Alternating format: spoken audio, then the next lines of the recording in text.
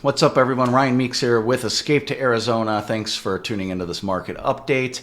And if you live in Phoenix and watched the Phoenix Suns game last night, I'm so sorry you did that. This was the worst the Suns have played the entire season. My AAU team today put up 50 points in the first half. If you can't put up 50 points in the first half, honestly, I wasn't expecting a blowout. I thought we was gonna win by maybe 5-7 points, but that was crazy. Oh man, it was rough. So I haven't watched basketball since the Jordan era. A little bit, maybe around like 2010, I got back into basketball, but that was the best era of sports ever.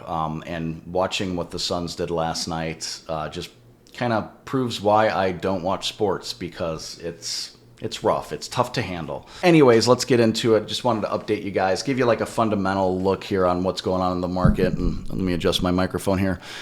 So I'm starting to see a lot more open house signs as I drive around on weekends. And that's been like the past 2-3 weeks, more so this last weekend.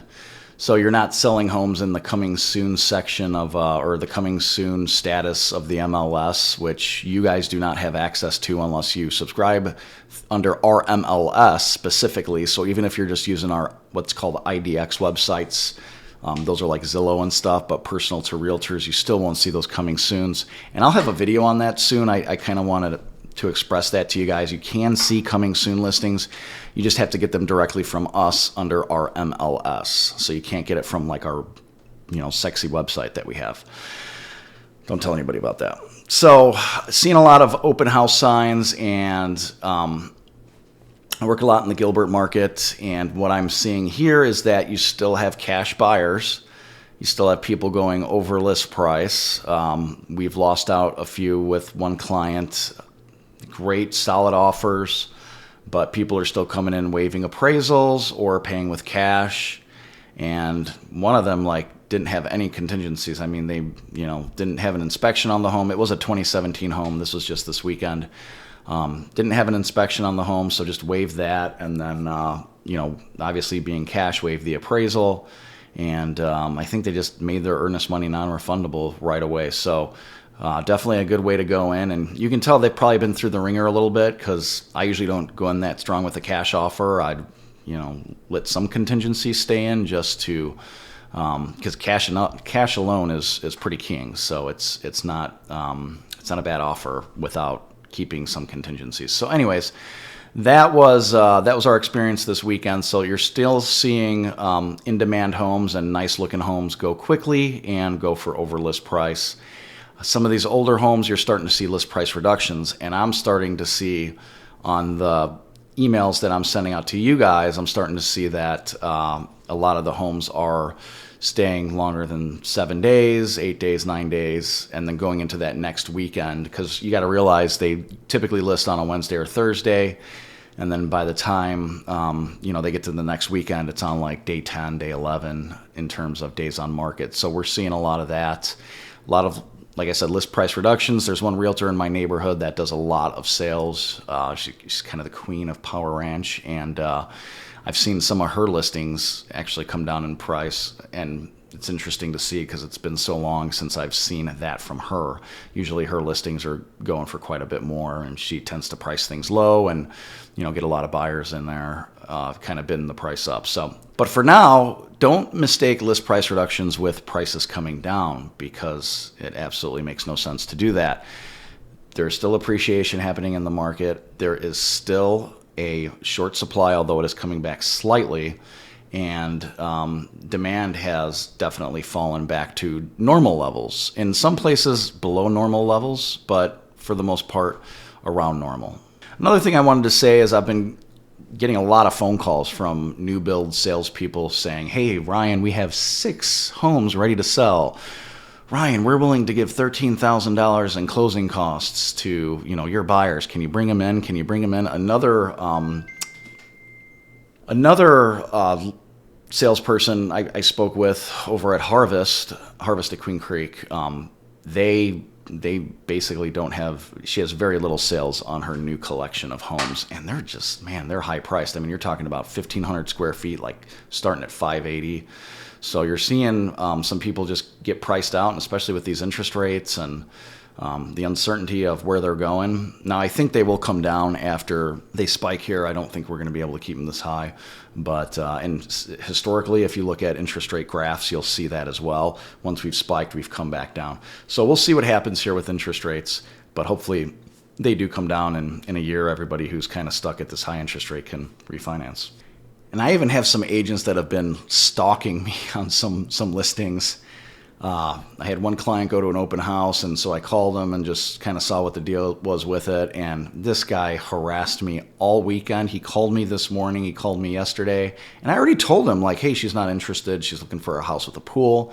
And this guy I guess he's doing his due diligence as a listing agent, just trying to let everybody know what's going on. But you're seeing a little more of that desperation from listing agents. So the big thing to know here in May is that supply is up 45% in the past 6 weeks. And it seems to be an effect of these rising interest rates mixed a little bit with the fact that prices are very high. So for buyers, active supply is up 40% right now, May of 2022, as compared to May of 2021. So a huge shift in supply happening right now. And then also in April, if you compare April of 2022 to April of 2021, there's only a 16% increase in supply in April. Still an increase in supply, but not as significant as what we're seeing here in May. And it's kind of interesting right now, there are 7,000, I'm looking at the MLS, 7,942 active listings here active right now, and it's still about 70% below a normal supply, healthy supply for the Phoenix metro area. So keep that in mind. It's still very low. It's still very low. It's still pretty low. And what's also interesting is I swear I looked at this number earlier and it was over 8,000, and now we're at 7,942. So being that it's Monday, I think a lot of agents probably put their contracts under contract here in the MLS. So what price ranges are increasing in supply? Well, between 400,000 and 500,000, we have a 35% increase. Between 500,000 and $1 million, there's a 100% increase. And looking at the $1 million to $1.5 million price range in the last 6 weeks, that is up 54%.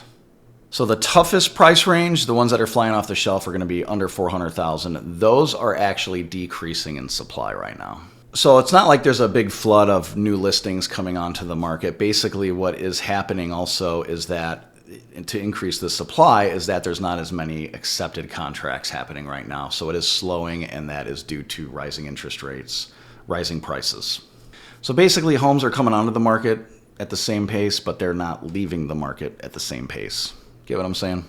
So one thing to keep in mind is that when we've seen interest rates rise more than 1% within a year, usually within 1 to 3 years, they go back to the level that they previously were. One example is 1980, 1981, when interest rates increased 5% in 14 months. And so the point of that, if you're a buyer right now, I'm pretty optimistic that if you buy right now and you're stuck with a higher interest rate, you'll be able to refinance down the road and hopefully save yourself a little bit of money every month. And hey, looking out for sellers. So it's gone from a crazy hot market to just sort of a frenzy. So it is still a seller's market. And before we know it, it could definitely drop down to just a hot seller market. And then properties will still appreciate, but it'll just take a few weeks to actually sell that house. And then in this case, you'll start to see buyers not waiving appraisals. You'll start to see sellers giving a little bit of concessions, giving in a little bit to repair requests, which I'm actually already seeing, and it kind of just depends on a case-to-case basis about repairs, but seller concessions specifically, you'll start to see those happen before prices take a hit for sure. And you'll see sellers happily paying for home warranties again, because right now, buyers are still paying for home warranties. And of course, what's going to kick all this off? List price reductions, which we are starting to see.